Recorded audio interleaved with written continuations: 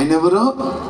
పడిపోయిన వారిని లేవనెత్తేవాడు. ఫస్ట్ కురింగిన చెప్పు, పడిపోయిన వారిని,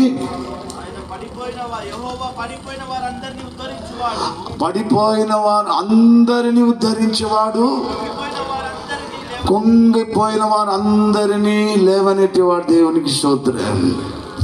రెండు రకమైన ప్రజలు ఇక్కడ కూర్చున్నారు. కృంగిపోయి, జీవితంలో వేసారిపోయి, నమ్మకం లేని వాళ్ళు. జీవితంలో జరుగుతున్న సంభవాలు ప్రతిరోజు ఏదో మనం ఎదుర్కొంటాం. ఉదయం లేచి రాత్రి ఇంటికి పడుకున్న తర్వాత ఒక వ్యక్తి అన్నాడు, అన్న నాకు ప్రార్థన చేయి. నేను ఎక్కడున్నా అంటే ట్యాంక్ బండ్లో ఉన్నాను. అక్కడ ఎందుకున్నా అంటే సావడానికి పోయినా అన్నాడు. దేవునికి స్తోత్రం కలగా. నీకు ఎక్కడ చోటు దొరకలేదని నన్ను అడగొచ్చు కదా, నేను చెప్తాను కదా చావడానికి చాలా చోట్లు ఉన్నాయన్న. ఏమని అట్లా మాట్లాడుతున్నావు? మరి ట్యాంక్ బండ్లు ఎందుకు అంత దూరం పోయి నువ్వు పెట్రోల్ వేసుకుని బండి అక్కడ నిలబెట్టాడు పోయి కూర్చున్నావు. 6 గంటలు పోయినాడు, రాత్రి 2 గంటలు పడతలేదు చెరువులు. ఆలోచిస్తున్నాడు. ఆమె ధైర్యం చాలట్లే వాడికి. ట్యాంక్ బండ్లో పడి చచ్చిపోవాలా? ఏంటి సమస్య అంటే, అన్న నా మనసు అంటే విరిగిపోయిందన్న. నా కుటుంబంతో చాలా ప్రేమ, నాకు అంతకంటే ఎక్కువ నా భార్య చాలా మంచి, చాలా ప్రేమ గలది. ఈ మధ్యలో ఏమైందో, ఏ దయ్యం పట్టిందో కానీ నన్ను చాలా బాధ పెట్టేస్తుందన్న. తట్టుకోలేకపోతున్నా. పిల్లలు అంతకంటే ఘోరం. ఇంటికి వెళ్ళాలంటే నాకు చిరాకు పుడుతుంది. ఆఫీస్ నుంచి 6 గంటలు బయటకు వచ్చా. ఇప్పటివరకు ట్యాంక్ బండ్లో రాత్రి 2 అయింది. ఎవరు కాల్ చేయాలా, ఎవరు కాల్ చావక ముందు ఎవరితో మాట్లాడి నువ్వు గుర్తుకొచ్చావు. నేను ట్యాంక్ బండ్లో పడి చావాలనుకుంటున్నాను. కృంగిపోయి ఉన్నాను. జీవితంలో నేను ఎంతో మంచిగా ఉన్నాను, బాగున్నాను. దేవుడు నన్ను దీవించాడు. ఈ మధ్యలో ఎటువంటి పరిస్థితికి వచ్చిందంటే, ఈ బాధలు తట్టుకోక తాగుడు మొదలెట్టాను. నేను మా ఫ్రెండ్స్ వెళ్ళి తాగుడు మొదలెట్టా. తాగిచ్చి నేర్పించిన ఫ్రెండ్స్ కూడా నన్ను విడిచి వెళ్ళిపోయారు. ఇప్పుడు ఒంటరిగా తాగుతున్నా. బండి నడిపలేని పరిస్థితి. ఇప్పటికి 2 సార్లు కింద పడ్డాను. 3వసారి ట్యాంక్ బండ్లో నేనే పడిపోవాలని చెడు కూర్చున్నా. ఏం చేయాలో అర్థం కావట్లేదు. అప్పుడు యేసు ప్రభుని గురించి మాట్లాడాను. ఒరే, యేసు ప్రభుని తెలిసిన వాడివి నువ్వు కనుక పూర్తిగా నువ్వు రక్షణ పొందలేదు, పూర్తిగా నువ్వు మారలేదు. ఆయన నువ్వు చనిపోవాలని ఆయన శిలువ మీద చనిపోయాడు అనుకుంటున్నావా? అసలే కాదు.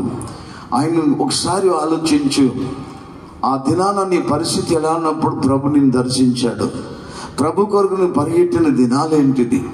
ప్రభు కొరకు నువ్వు ఎంత ఆసక్తి కలిగి ఉన్నావు, ప్రభుని ఎంత ప్రేమించావు, ఎంత మందిని మందిరం తీసుకొచ్చావు. నీ జీవితం ఏంటి పరిస్థితి అంటే, ఆయన నేను మొత్తం పడిపోయానన్నా.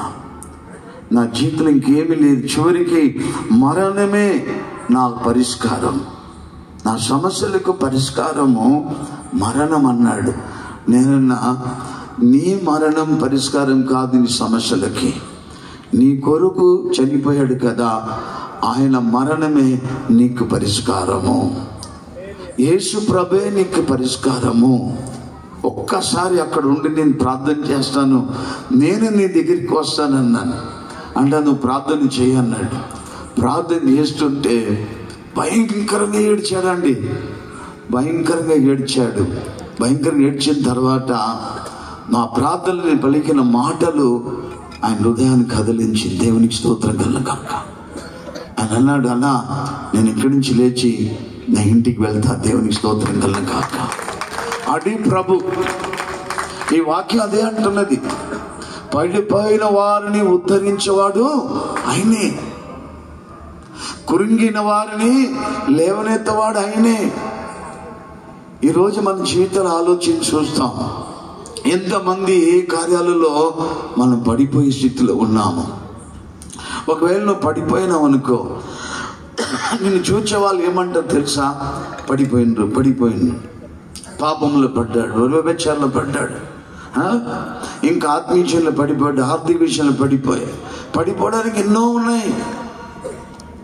నిన్ను పడగొట్టడానికి ఈ ప్రపంచం నీ చుట్టూ ఎంతో మంది ఉన్నారు. ఎన్నో కార్యాలు మన చేతిలో మనం ఎదుర్కొంటాం. పడిపోవడానికి ఎన్నో అవకాశాలు ఉన్నాయి.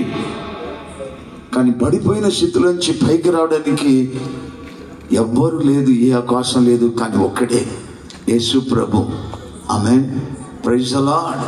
నీ ఏ స్థితిలో పడ్డావో, ప్రపంచం నిన్ను విసిగించినా, వేధించినా, నేను తిరస్కరించినా, నేను ద్వేషించినా, నేను చీచి తూతు అన్నా, నీ దీన స్థితిలో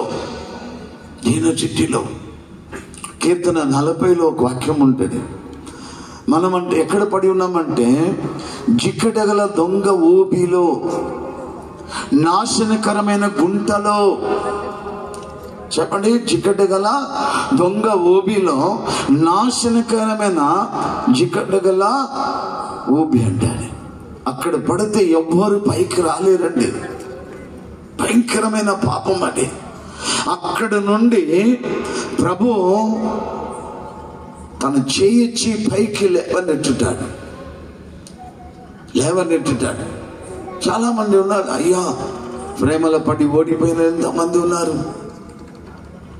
ఆశ పెట్టుకొని, కోరికలు పెట్టుకొని, వాడే నాకు కావాలి, వాళ్ళు లేకపోతే చచ్చిపోతా, సూసైడ్ చేసుకుంటా, మందుంతా ఉరేసుకుంటా, బావులు పడతా, ట్రైన్కి తల పెడతా, ఆ పిల్ల లేకపోతే నేను బతుకులే, ఆమె నాకు సర్వము అని ప్రేమ వెనుకబడి, ప్రేమలో పడి జీవితాలు సర్వనాశనం చేసుకున్న వాళ్ళు లెక్కలేని వాళ్ళని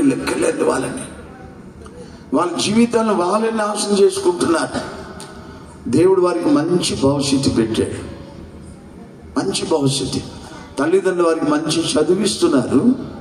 ఎంత ప్రేమగా అక్కడతో వాడు కడుపు కాల్చుకొని, ఆకలుండి, ఉపవాసాలుండి, రాత్రి పగలు కష్టపడి, భయంకరమైన ఈ ట్రాఫిక్లో వెళ్ళి ఎంత దూరం పడినాడు ఎంతో తెలుసిన.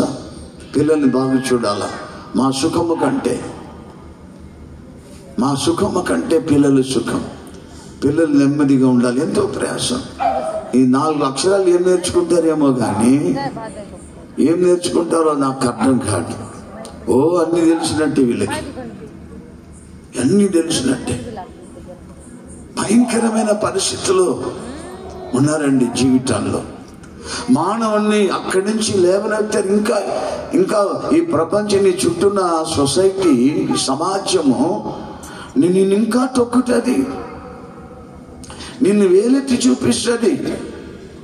నువ్వు చిన్న తప్పు చేసి ఆ రిమార్క్ పడిపోతుంది మీద, ఆ మచ్చ. దాన్ని బట్టే గుర్తుపడతారు నిన్ను, దాన్ని బట్టే. అదే రేపల్లో ఒక వ్యక్తి వచ్చాడు. ఏమొచ్చి ప్రార్థన చేయండి అన్నాడు. ప్రార్థన చేయంటే ప్రార్థన చేసిన. నీ పేరేంటి బాబా అన్నాడు. పక్కోడు అంటున్నాడు, వాళ్ళ పేరు కోడి కొండయ్య అన్నాడు. దేవుని స్తోత్రం.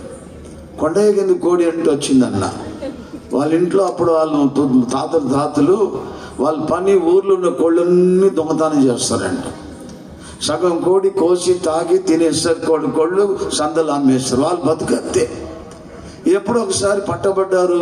చింత చెట్టు కట్టి పంచాయతీ వేసి కొట్టారు. ఇక ఊరుచ్చే పారిపోయారంట.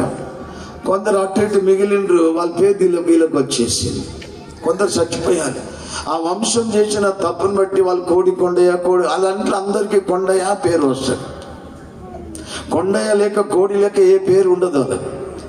అమ్మబాయ్ కోడి దొంగతనం చేసిన వాళ్ళకి పేరు చూడని వంశానికి కోడి కొండయ్య అని పేరు వచ్చింది వాళ్ళకి. దాన్ని బట్టి ఒక గుర్తింపు. నిర్మల్ నగర్, కమలానగర్, వల్లూరు నగర్, గాంధీనగర్, రామకృష్ణపురం, జేజే నగర్ కాలనీ ప్రాంతం మేము సేవ చేస్తున్నప్పుడు అక్కడ కూడా సారా దాకి అక్కడక్కడ పడిపోయేవాళ్ళు. జీతం తీసుకుని ఇంటికి తీసుకెళ్ళి వాళ్ళ కారు వాళ్ళందరూ కూడా. వాళ్ళు ఎలాంటి వాళ్ళు అంటే తాగుబోతు, భయంకరమైన తాగుడు. మేము స్వార్థ చెప్పి నేను మమ్మీ అలా వెళ్ళినప్పుడు అక్కడ సైకిల్ పడేది, వాళ్ళ చేతిలో వాచ్ ఉండేది, అక్కడ పడిపోయి అట్లా ఉండేవాడు. మార్నింగ్ పోతే సైకిల్ ఉండదు, వాచ్లో చేతులు ఉండదు, పాకెట్లు పర్సు ఉండదు, చిన్న ఉంగరమ్మను అది కూడా కనబడదు. కొన్నిసార్లు చచ్చిపోయారు, లేపారండి. నిర్మల్ నగర్ ఆ ప్రాంతం అంతా కూడా ఒకప్పుడు ఇంటింటికి సారా కాసేవాడు. ఆ ఇంటి యజమానురాలు కూతురు ఉండని, కొడుకుండని, కోడలుండని అక్కడ బట్టి పెట్టుకొని సారా కాయాల. ఇంటి వెనకాల ఒక చిన్న షెడ్ వేసి సారా కాయాలి, దొంగ సారా. వాళ్ళకి రాక వాళ్ళకి ఉదయం తెల్లవారంగా ఎర్లీ మార్నింగ్ 4 o'clock 3 o'clock వెళ్ళి మన టీ పోస్ట్ చేయట్లో పోగాల్సిందే సార్, అంత వేడి సార్ తాగిదంతా తెల్లగా తినేసి పుండ్లైపోయి గార్జం తిని చనిపోయేవాళ్ళు. సంపాదించుకొని పిల్లల్ని భార్యను సుఖపెట్టేవాళ్ళు, పోషించేవాళ్ళు. పిల్లలకి మంచి బట్టలు లేవు, సరైన చదువు లేదు. వీళ్ళు ఇంట్లో భోజనానికి తిండికి లేక కష్టంలో ఉండేవాడు. బంగ్లాలో పోయి పనిచేసేవాళ్ళు. ఒంటి మీద సరిగ్గా బట్టలు ఉండేది కాదు. ఆడపిల్లలు చదివి సుఖపడే వయసులో, చక్కగా మంచి బట్టలు వేసుకుని సమాజం తిరిగే వయసులో, సంతోషించి ఆనందంగా ఉండే వయసులో బంగ్లాలో వెళ్ళి పనిచేసే ఆడపిల్లల పరిస్థితి మీకు అర్థం చేసుకోండి. కొన్ని విషయాలు భయంకరమైన.